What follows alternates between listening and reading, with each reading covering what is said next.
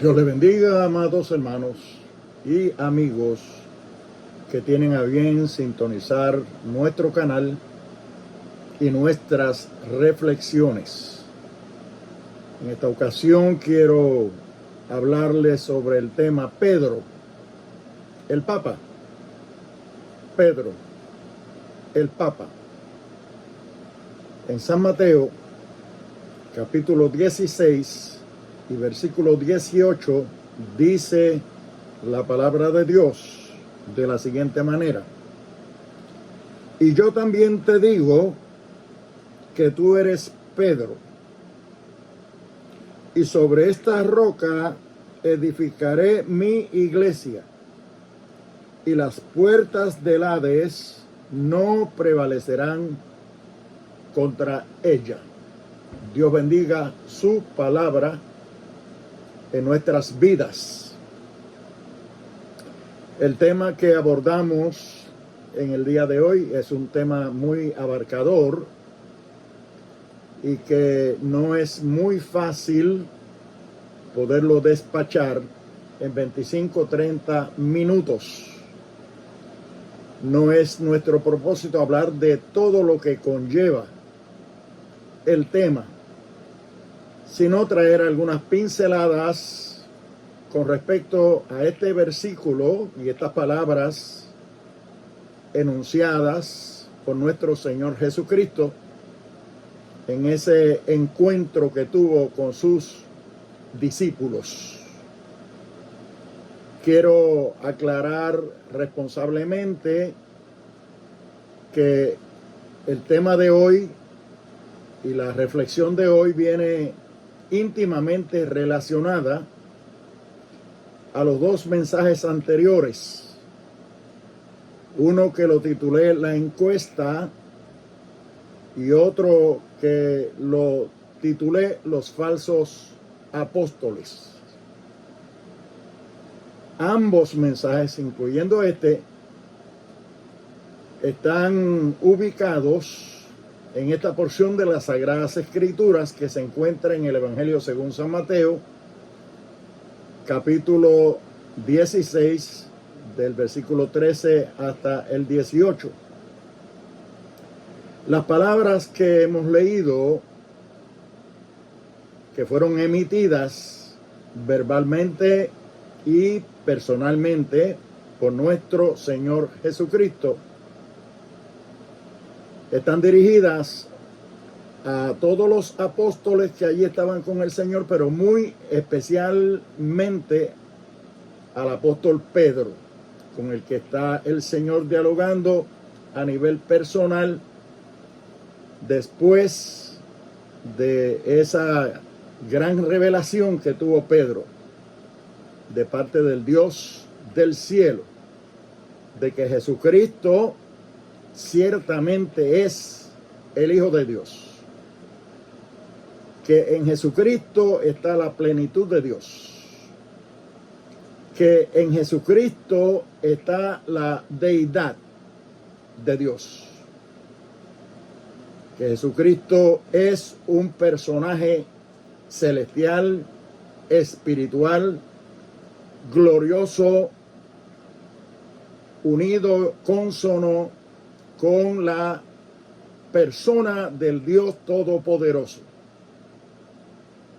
En él habita la plenitud de Dios. Todo esto le fue revelado a Pedro.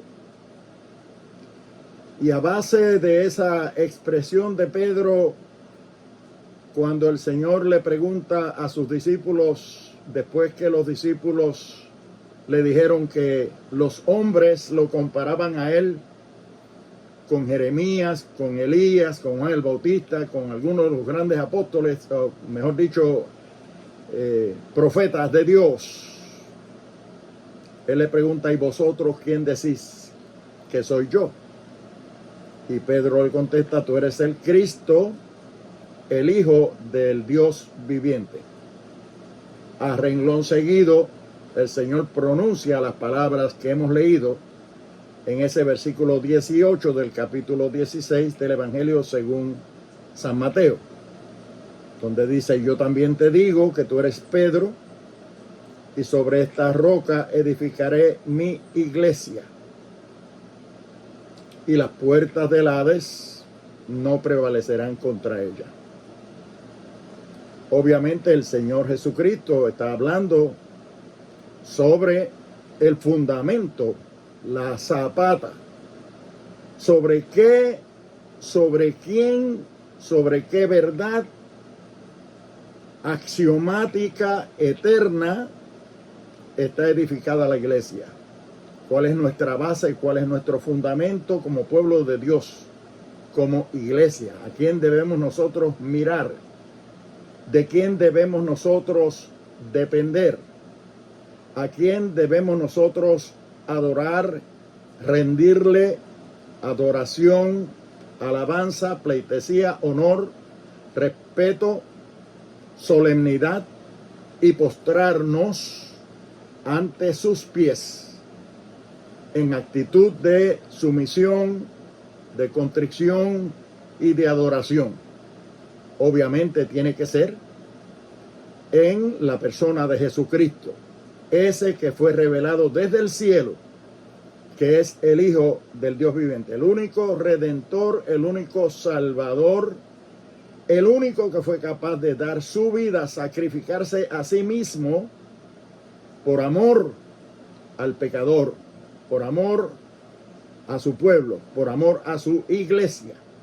Estaba allí fundando la iglesia. ¿Sobre qué base? Sobre la base de que Él es el único Salvador, porque no hay otro nombre debajo del cielo dado a los hombres en el que podamos ser salvos, solamente en el nombre de Jesucristo. Nuestra mirada tiene que estar en Jesucristo, nuestra fe tiene que estar puesta en Jesucristo. Toda nuestra confianza y toda nuestra dependencia como creyentes, como cristianos, como parte de la iglesia, tiene que estar puesta necesaria y exclusivamente en Jesucristo, el Hijo de Dios, como nuestro Señor, nuestro Salvador y el fundador de la iglesia. Jesucristo. No hay otro nombre dado a los hombres en el cual podamos ser salvos. Así que no puede ser entonces Pedro esa roca. De hecho, Pedro o Cefas, lo que significa es piedra, pero es una piedra pequeña, no es una piedra grande, sino una piedrita, una piedrecita pequeña. Eso es lo que en griego conlleva, o la connotación que tiene el nombre que Jesucristo le dio a Pedro, Cefas, o Pedro, Petros. Piedra, pero piedra pequeña, para que no se gloríe en ningún tipo de grandeza ni de impermeabilidad en términos espirituales a su persona o a su personalidad como apóstol de Jesucristo y como siervo del Señor, que no dejó nunca de ser siervo del Señor, que lo que significa ministro es ser siervo, servidor, esclavo del Señor. Entendemos que Pedro nunca pasó de eso, en el sentido de que tampoco apeteció grandeza, ni títulos, ni gloria, ni fama de ninguna clase. Al contrario, dice la historia que cuando fue a morir, que dicho sea de paso, dice la historia, la tradición, que fue crucificado, cuando lo fueron a matar, a crucificar, no quiso ni siquiera morir como murió Jesucristo, sino que la cruz en la cual iba a morir la pusieran al revés, o lo pusieran al revés en la cruz. Y se dice que murió con la cabeza para abajo Pedro. No quiso ni siquiera morir como el maestro, porque no se sentía nunca semejante a él, ni igual a él, ni infalible como él, ni vicario como él. Esa fue la actitud del apóstol Pedro. En adición a que cuando nosotros estudiamos la persona de Pedro, sus atributos, sus actitudes, su forma de ser, su personalidad como discípulo, y como apóstol, vamos a encontrar en él un sinnúmero de fallas, un sinnúmero de debilidades, de flaquezas humanas, porque humano era, obviamente, débil y frágil, y en muchas ocasiones fallaba aún en su fe, en la fe que había profesado y en la cual vivía y practicaba continuamente. Pedro fue el que en un momento dado, cuando el Señor Jesucristo estaba hablando de su muerte y cómo sería su muerte, Pedro fue capaz de decirle: no permitas que tal cosa te acontezca. Como quien dice, tratar de inducirlo a él, a que no sacrificara su vida por la humanidad, que no fuera a la cruz. Y Jesucristo tuvo que decirle: apártate de mí, Satanás, porque me eres tropiezo, porque me eres estorbo. Eso aparece en el Evangelio según San Mateo, capítulo 16 y versículo 23. Cómo el Señor tuvo que recriminar a Pedro porque estaba fallando en eso.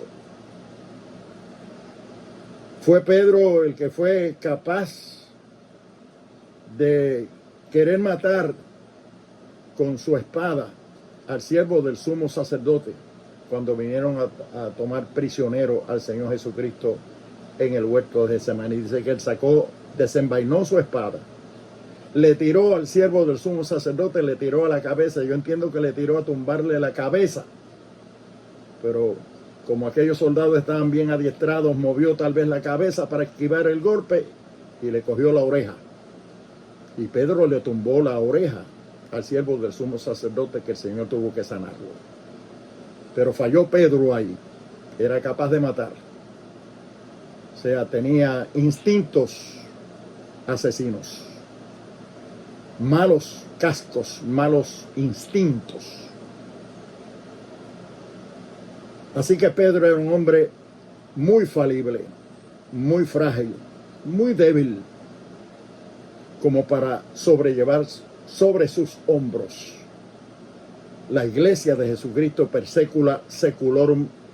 Y si lo era él, yo dudo mucho que ningún hombre después de él, ninguna persona después de él, pueda ser capaz de reclamar algo más que lo que pudo reclamar Pedro, que fue un apóstol genuino de los 12 que el Señor seleccionó para andar con él durante todo su ministerio terrenal. Si Pedro en sí no cualifica, entonces ¿quién podrá cualificar? Y Pedro, de hecho, nunca reclamó tal autoridad, tal título, ni tal posición. Fue Pedro el que negó al Señor 3 veces. ¿Recuerdan ustedes? Pedro negó al Señor, negó su fe cristiana 3 veces en el momento cuando más fiel y más leal debía serle al Señor. Ese era Pedro. Y vuelvo y digo, si Pedro falló de esa manera, yo dudo mucho que haya hombre alguno en tiempos posteriores y en esta época que pueda reclamar ser mejor que Pedro o ser tan bueno como Pedro. Fue Pedro el que se despojó de sus ropas para irse a pescar en desobediencia al Señor, que le dijo: id por todo el mundo y predicar el evangelio a toda criatura. Es decir, no hizo Jesucristo más que ser crucificado en la cruz y ser sepultado, y Pedro se fue a pescar. Ese es el Pedro de la Biblia. Ese es el Pedro apóstol. Ese es el Pedro al que el Señor le está diciendo: y yo también te digo que tú eres Pedro, y sobre esta roca edificaré mi iglesia. ¿Cómo podría la iglesia de Jesucristo, cuán santa es, cuán multitudinacional es, estar cimentada o fundada sobre la persona de un hombre tan falible como lo fue el apóstol Pedro, con tantas faltas, con tantas debilidades y con tantas correcciones que tuvo que hacerle nuestro Señor Jesucristo a su persona por causa de su personalidad? Y fue a Pedro que el apóstol Pablo tuvo que encarar y corregirlo posteriormente porque no andaba correcto. Su vida no era consona. Su testimonio personal no era cónsono con el mensaje que se predicaba, con la palabra que se predicaba. Allá en el libro de los Gálatas, capítulo 2, versos del 11 al 14, nos habla de que el apóstol Pablo tuvo que corregir a Pedro, tuvo que enfrentarse a Pedro, porque Pedro con los judíos se hacía judío, pero cuando estaba con los gentiles, hacía las cosas de los gentiles, lo cual era tropezadero, lo cual era contradictorio a la palabra que se enseñaba entre los judíos una cosa, entre los gentiles otra cosa, y Pedro se acomodaba según lo que le conviniera, y Pablo tuvo que corregirlo. Ese es el Pedro de la Biblia, ese es el Pedro del Nuevo Testamento, ese es el Pedro apóstol, ese es el Pedro discípulo del Señor, con el que el Señor está hablando y le dice: y yo también te digo que tú eres Pedro,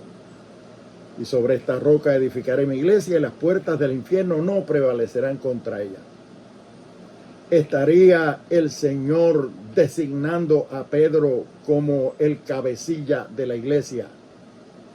¿Estaría el Señor designando a Pedro como el padre de la iglesia, como el fundamento de la iglesia, como la zapata sobre la cual habría de estar edificada la iglesia? Tenemos muchas razones para dudar que así fuera. Por consiguiente, nuestro tema es Pedro, el Papa. Cuestionamos eso, que Pedro haya sido el primer Papa y que pudiera tener sucesores que se pudieran llamar también el Papa o papas. ¿De dónde surge este término, este sustantivo, este nombre, Papa, o calificativo de Papa?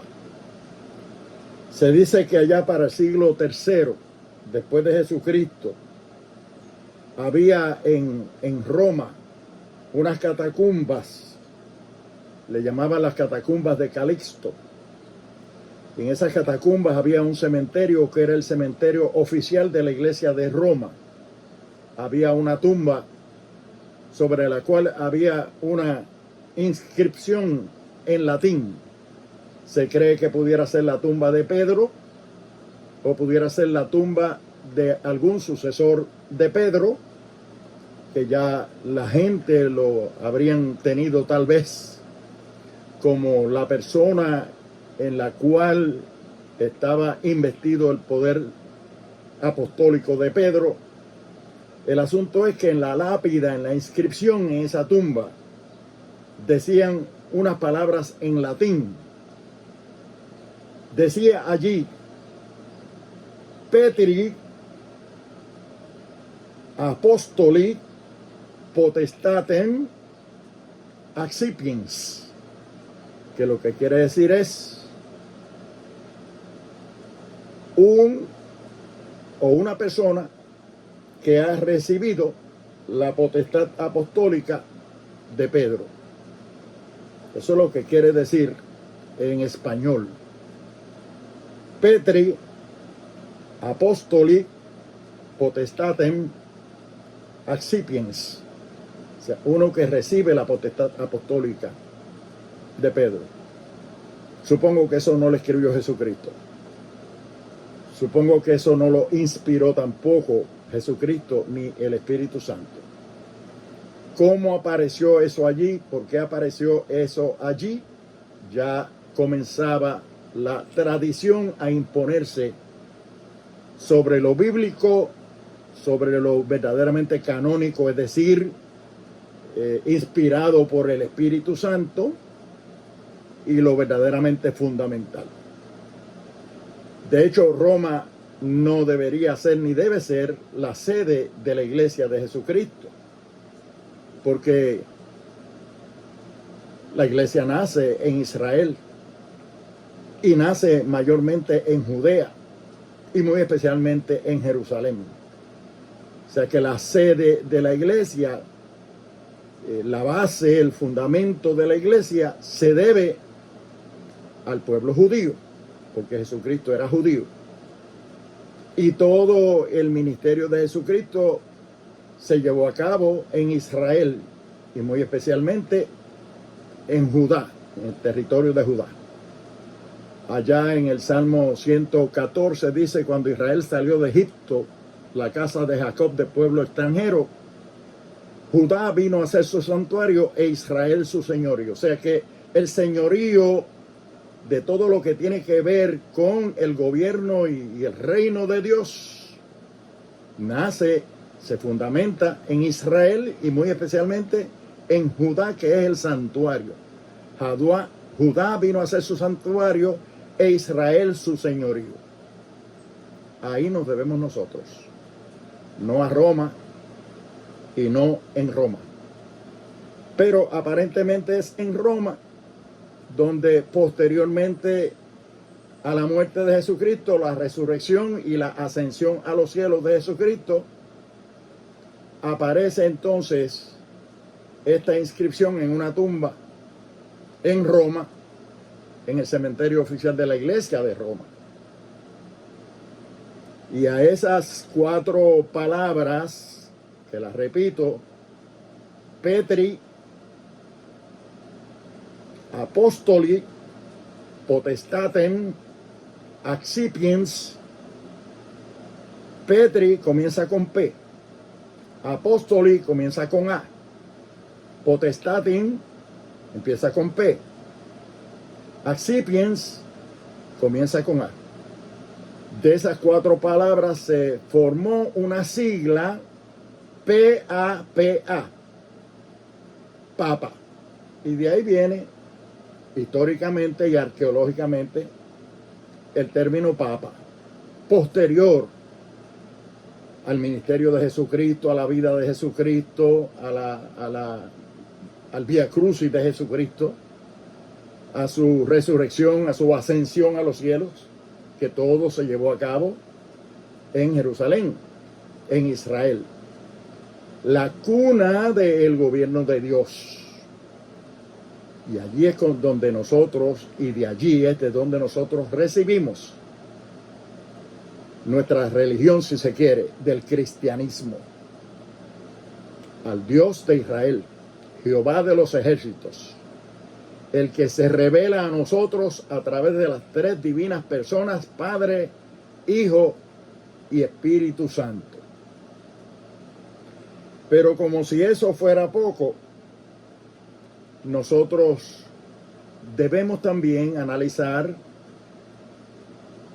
de manera gramatical estas palabras del Señor a Pedro.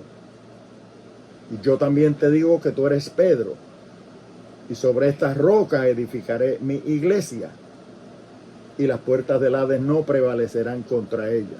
Edificaré mi iglesia, le está diciendo Jesucristo a Pedro. Y yo también te digo que tú eres Pedro. Claro que se está refiriendo a Pedro. Tú eres Pedro. Y sobre esta roca edificaré mi iglesia. Pero cuando nosotros vamos a la gramática, nosotros sabemos que en una conversación gramaticalmente se involucran 3 personas.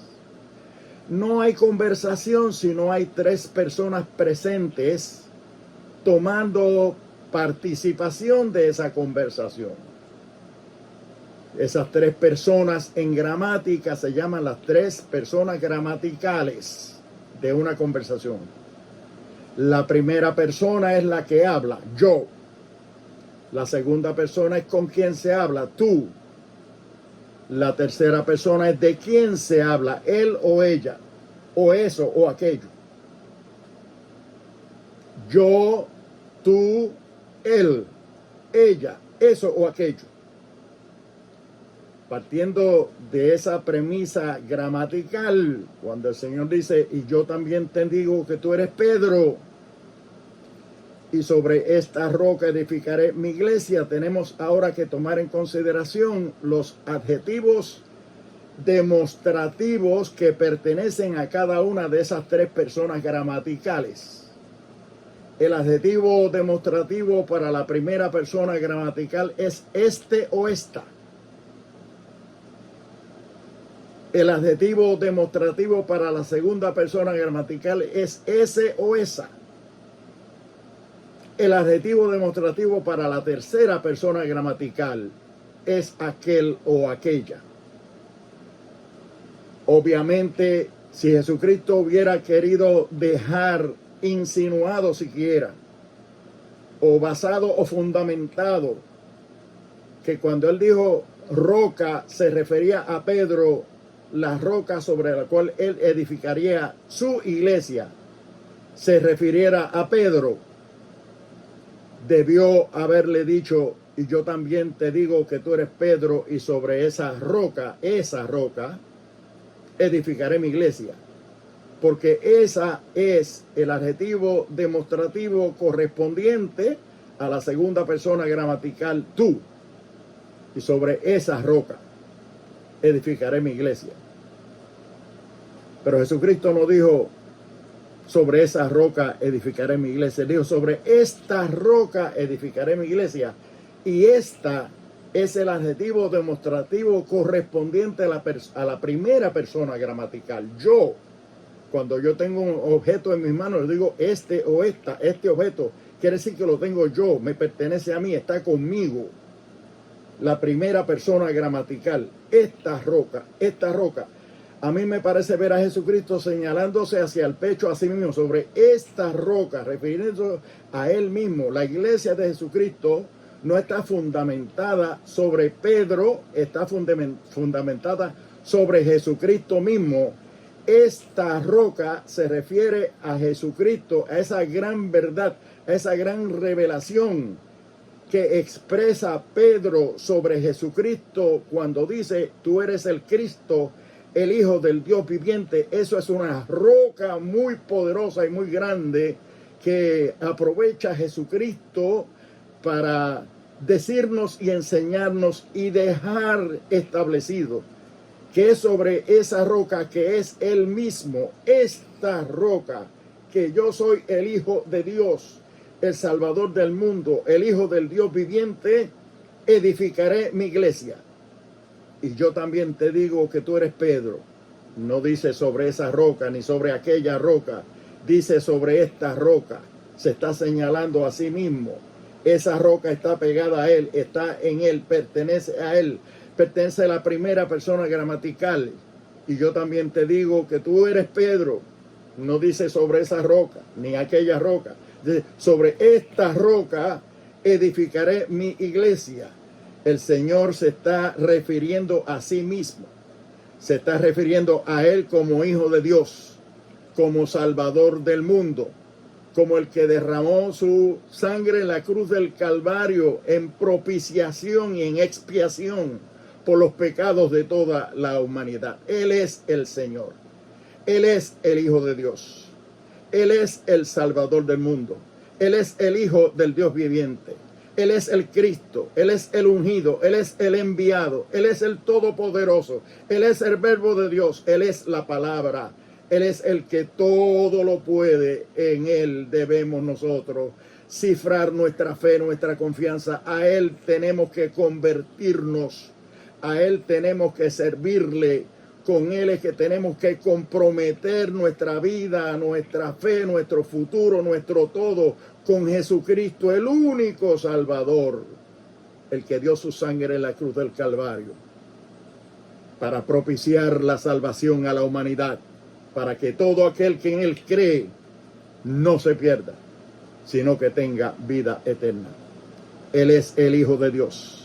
Él es el fundamento de la iglesia. Él es el fundador de la iglesia. Suya es la iglesia. Suyos somos y ovejas de su prado, dice la palabra del Señor. Sobre esta roca, la roca que es Cristo mismo, edificaré mi iglesia. La iglesia está edificada sobre la roca que es Cristo. Él es la roca que seguía al pueblo de Israel por el camino del cual Dios le daba agua al pueblo para que no tuviera sed, para que saciara su sed. Él es la peña de Oreb que está brotando agua de vida saludable para cada uno de nosotros. Él es el fundamento y la base de nuestra fe. Él es el fundamento y la base de la iglesia sobre la cual la iglesia está edificada. En Él está nuestra fortaleza, en Él está nuestra permanencia, porque Él sí que es infalible. Él sí que es todopoderoso. En Él sí que no hay debilidad alguna. En Él sí que no hubo pecado de ninguna clase. Él es el perfecto de Dios. Él es el Hijo de Dios. Él es el Mesías. Él es el ungido. Él es el enviado. Él es nuestro Redentor, nuestro Salvador. A Él nosotros nos debemos como iglesia. No podemos adorar otra cosa ni a nadie más. No podemos nosotros creer que la iglesia y nuestra fe y nuestra confianza pueda estar cifrada o sea dependiente de hombre alguno que no sea el Hijo de Dios, el Hijo del Dios viviente. Sobre esa es la roca que está edificada la iglesia. Y Él te dice, el que a mí viene, yo no le echo fuera. Todo el que creyere será salvo y tendrá vida eterna. Venid a mí, todos los que estáis trabajados y cargados, y yo os haré descansar, dice el Señor. Ahora pues ninguna condenación hay para los que están en Cristo Jesús. No dice en Pedro, ni en Pablo, ni en nadie, dice en Cristo Jesús. Ahora pues ninguna condenación hay para los que están en Cristo Jesús. Los que no andan conforme a la carne, sino conforme al Espíritu. Morir en Cristo es la bienaventuranza más grande que puede tener el creyente. Porque si vivimos, para Él vivimos. Y si morimos, para Él morimos. Sea que vivamos o que muramos. Somos del Señor. Dice allí en la epístola de los Romanos capítulo 14. Dios te bendiga. Dios te guarde, amigo que me estás escuchando. Si oyes hoy la voz del Señor, el llamado del Señor, no endurezcas tu corazón. Entrega tu vida a Él. Es donde más segura y salva la puedes tener, en Cristo Jesús. ¿Quieres aceptar a Cristo como Salvador en esta hora? Bien puedes hacerlo. Solamente haz esta oración conmigo y estarás recibiendo al Señor como tu Salvador, y de ahí en adelante vas a sentir una paz grande, vas a sentir que Él perdona todos tus pecados y Él está dispuesto no solo a salvar, sino también a sanar. Si estás enfermo, pon tu fe y tu confianza en ese que es el Hijo de Dios, el Salvador del mundo, Jesucristo hombre, y pon tu fe y tu confianza en Él. Y vas a recibir salvación y vas a recibir sanidad en su nombre. Ora conmigo esta oración. Padre eterno, te doy gracias por Jesucristo, tu Hijo amado. Te doy gracias por su sacrificio en la cruz del Calvario en beneficio de mi salvación, la cual en este momento quiero recibir junto al perdón de mis pecados, los cuales te confieso, Señor, porque he pecado contra el cielo y contra ti. No soy digno de ser llamado tu hijo, pero sí te pido perdón para que tú me aceptes como tu hijo en el día de hoy. Me des la salvación de mi alma, el perdón de mis pecados. Dame el gozo de la salvación, que yo pueda sentir gozo en mi alma, paz en mi conciencia, porque me he despojado de la carga del pecado y lo he puesto a tus pies en este momento a través de esta oración. Recíbeme como tu hijo. Escribe mi nombre en el libro de la vida. Tómame de la mano y ayúdame a perseverar en tus caminos de hoy en adelante. Gracias, Señor, por esta salvación tan grande. Amén Si hiciste conmigo esa oración, ahora busca una iglesia, pues la iglesia es importante, que vaya a la iglesia, hables con el pastor de la iglesia, le digas que tú hiciste profesión de fe, aceptaste a Cristo como tu Salvador personal y que tú quieres ser parte de la iglesia. Lo más seguro que Él te va a poner en unas clases preparatorias para bautizarte en las aguas bautismales y luego viene a ser miembro de la iglesia y comienza a perseverar en una iglesia que te predique la sana doctrina. Y la sana doctrina uno lo sabe porque es la verdad de Dios, la verdad de la palabra, tal y como aparece en las Sagradas Escrituras, sin adornos y sin acomodos de ninguna clase. Que Dios te bendiga, que Dios te guarde. Y a todos les digo, hasta una próxima ocasión. Amén.